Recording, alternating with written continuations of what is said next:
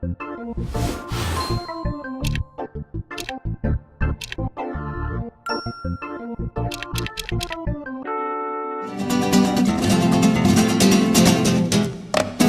is a two-seamer. This thing is called a horseshoe. Whoop. Right here, right around here.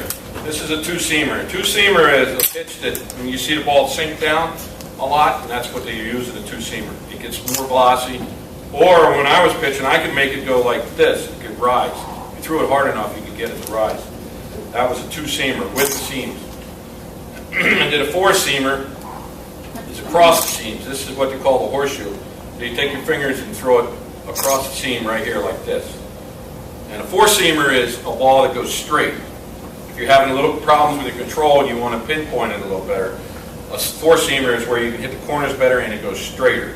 Now if you make a mistake with it and throw it down the middle, it's going to go four-seam right out the ballpark. Yeah. But in the infield and the outfield, if you see the fielders, when they catch the ball, they're turning the ball and they're grabbing it for four-seam too so they can throw it straight from the outfield and the infield.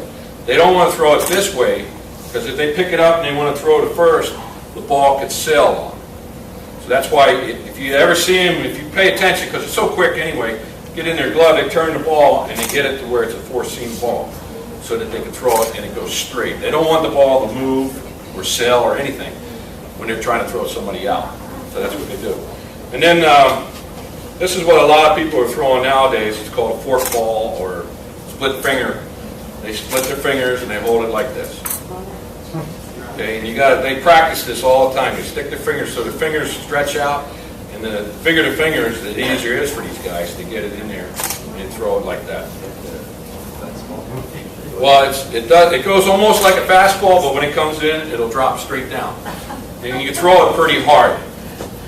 And then change up, I used to throw a palm ball, and I threw it all the way back to my hand. I don't know if you can see this. See, a fastball you would throw out here on the fingers. You always wanted to have a loose wrist. See how the ball's out here? Out here? Well, a change-up I threw all the way back here with two fingers like this. And that was because I always threw everything hard. This was the only way that I could throw a change-up that would go slow. I threw my change-up about 78 to 80 miles an hour. And then a curveball, of course, different guys hold it different ways. Or cutters. They hold the ball all seem like a football.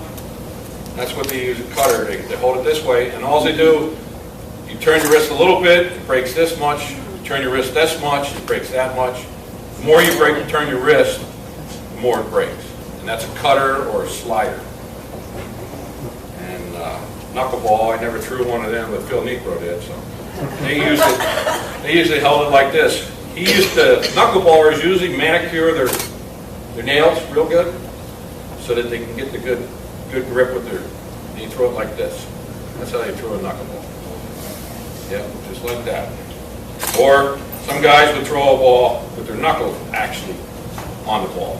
That's pretty hard in my knuckles, so I never did that. So that's basically most of the pitches. Screwball is a pitch. Screwball, that's what we call some of the players.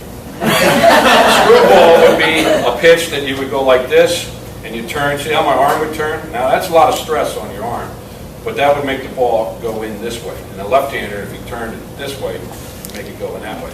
And you see how that's major surgery. That's what I had on my arm. Most pitchers end up with surgery somewhere on their arm or their shoulder, and I had both my knees replaced too. So.